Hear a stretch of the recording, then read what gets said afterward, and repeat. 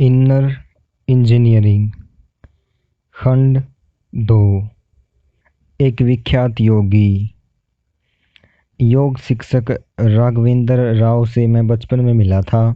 उन्होंने ऐसा जीवन जिया जिसे सामान्य मानदंड से अति मानवीय माना जाएगा।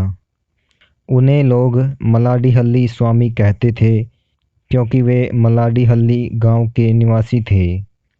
यह गांव भारत के दक्षिणी पश्चिम राज्य कर्नाटक में है।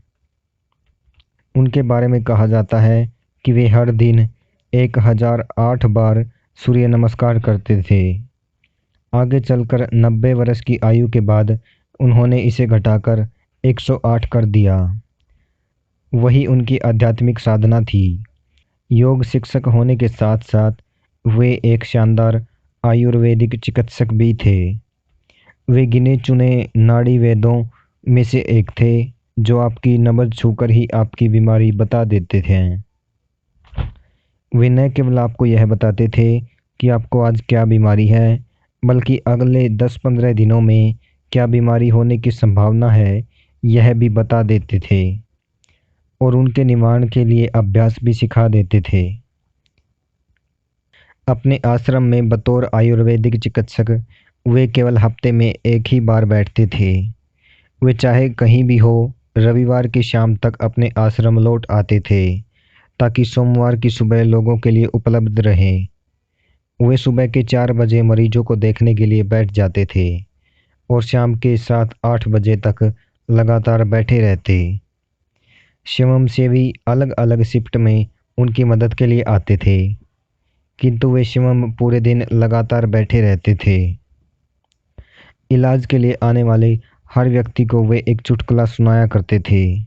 लोग यह भूल जाते थे कि उनके पास इलाज के लिए आए हैं। वहाँ माहौल डॉक्टर मरीज की मुलाकात वाला कम और एक उत्सव जैसा अधिक होता था। यह तब की बात है जब वे 83 वर्ष के थे। एक बार रविवार के दिन देर रात वे रेलवे स्टेशन पर थे जो उनके आश्रम से लगभग 75 किलोमीटर दूर था। उनके साथ 2 साथी और भी थे। उन्हें पता चला कि रेलवे की हड़ताल है।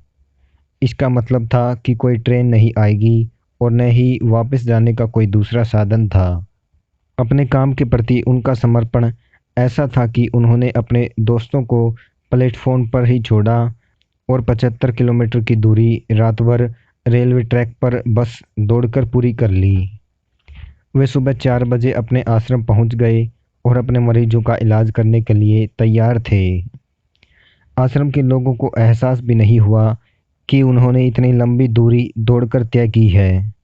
जब उनके 2 साथी दोपहर बाद आश्रम पहुंचे, तब उन्होंने दूसरे लोगों को बताया कि स्वामी जी ने क्या किया। उन्होंने इसी तरह से एक अविश्वसनीय जीवन जिया। वे 106 वर्ष की आयु तक जिए और उन्होंने अपने अंतिम दिनों तक योग सिखाया।